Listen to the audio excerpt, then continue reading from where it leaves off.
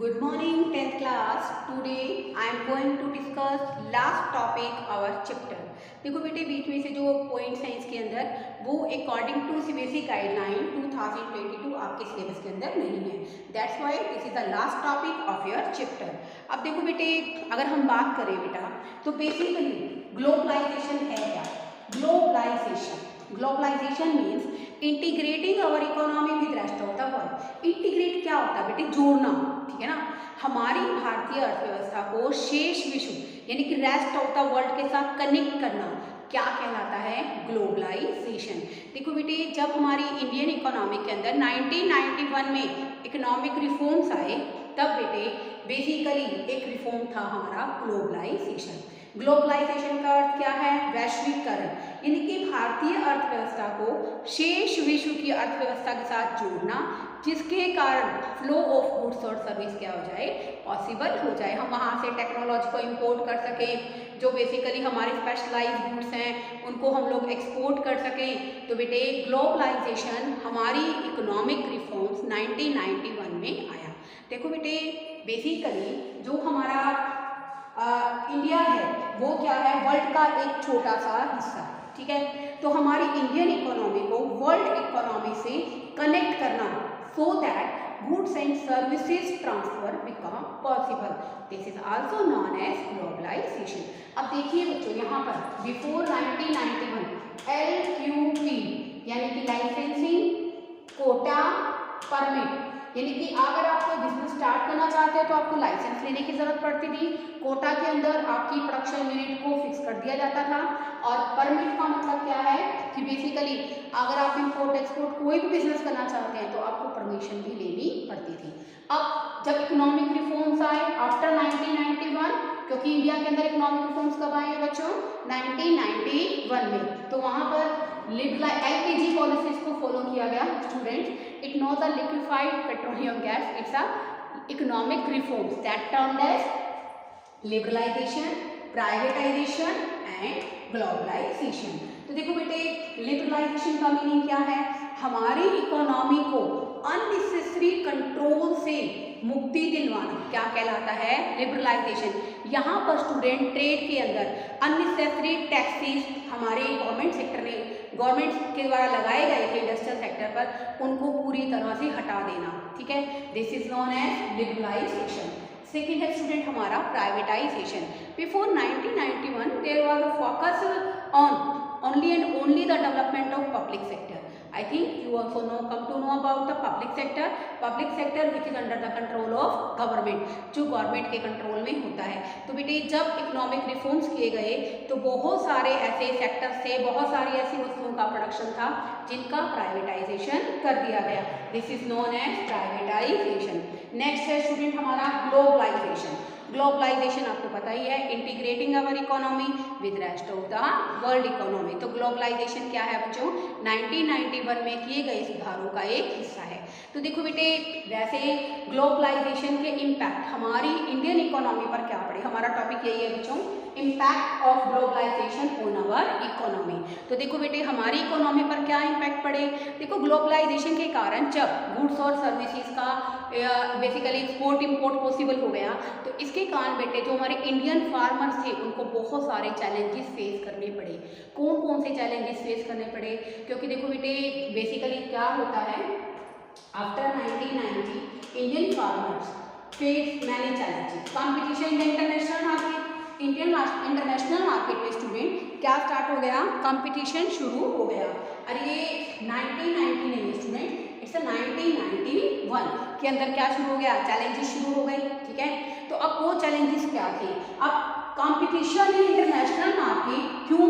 That the farmer are not capable to compete. क्योंकि बेटे जो हमारे इंडियन फार्मर्स थे वो इंटरनेशनल चैलेंज को कम्पीट नहीं कर पाए. क्यों कम्पीट नहीं कर पाए? मैं आपको भी बताती हूँ. इसका रीज़न क्या है?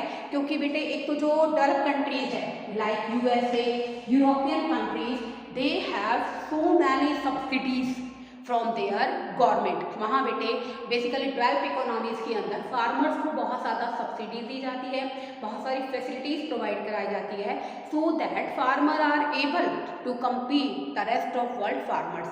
इंडियन इकोनॉमी के अंदर बेटे फार्मर्स को मिलने वाली जो फ्रेगमेंट है, एड है, जो सब्सिडीज़ है वो बहुत कम प्रोवाइड की जाती है। वहाँ पर बेटे उनको पेस्टिसाइड्स, केमिकल्स प्रोवाइड कराए जाते हैं, सब्सिडीज़ प्रोवाइड कराई जाती हैं। तो बेटे उनके द्वारा बनाए गए, उनके द्वारा की गई जो प्रोडक्शन है वो इंडियन इकोनॉमी से क्या होती है, काफ़ी बेटर होती है।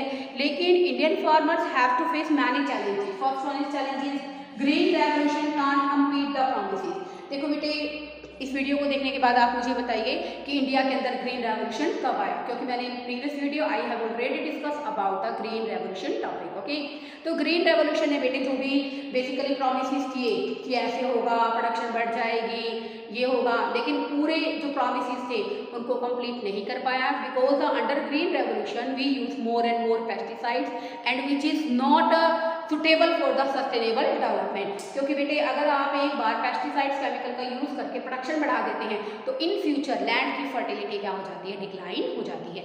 सेकेंड है student small size of land holdings. देखो बेटे इनहेरिटेंस के कारण, उत्तराधिकार के अधिकार के कारण बेटे जमीन छोटे छोटे हिस्सों में बट गई, तो इसलिए बेटे उन छोटे छोटे हिस्सों पर खेती करना इकोनॉमिकली वायबल नहीं रहा, यानी कि आर्थिक रूप से कोई ज़्यादा प्रॉफिटेबल नहीं था फार्मर्स के लिए खेती करना। नेक्स्ट है स्टूडेंट यहाँ पर लैक ऑफ इरिगेशन फैसिलिटीज। ये आप सबको पता है कि इंडिया में अप्रॉक्सीमेट 45% ऐसा एरिया है जहाँ पर इरिगेशन फैसिलिटीज पॉसिबल हैं, बाकी जो 55% एरिया है वहाँ पर इरिगेशन फैसिलिटीज पॉसिबल नहीं है। नेक्स्ट है student green revolution also caused. Green revolution में हमने पेस्टिसाइड्स का यूज किया, तो इसके कारण बेटे हमारी इकोनॉमी के अंदर लैंड डिग्रेडेशन जैसी समस्याएं पैदा हो गई। तो सॉल्यूशन क्या है, अब हमें क्या करना चाहिए ताकि हम लोग ग्लोबलाइजेशन, ये बात नहीं है बच्चों, ये सब पॉइंट देखने के बाद आप नेगेटिव सेंटिमेंट्स दिमाग में लेकर आते हो कि ग्लोबलाइजेशन का तो कोई फायदा नहीं है। फायदा क्यों नहीं है बच्चों, फायदा क्यों नहीं है? ग्लोबलाइजेशन को अगर ट्रेड के पॉइंट ऑफ व्यू से सोचो, it's so much profitable for the Indian producers because it also prepare our Indian producers to modify their product as well as technology. इसके कारण हमें हाई क्वालिटी गुड्स अवेलेबल होती है। अगर हम बात करते हैं हमारा जो ट्रेड है यूएसए के साथ, चाइना के साथ, तो ये भी क्या है, ड्यू टू ग्लोबलाइजेशन है। ग्लोबलाइजेशन नहीं होगा तो हम देश की अन्य देश की अर्थव्यवस्थाओं के साथ नहीं जुड़ेंगे। हम चाइनीज टॉयज इंडियन मार्केट के अंदर बहुत सस्ते दामों पर खरीद लेते हैं। ये किसका एग्जांपल है? ग्लोबलाइजेशन का।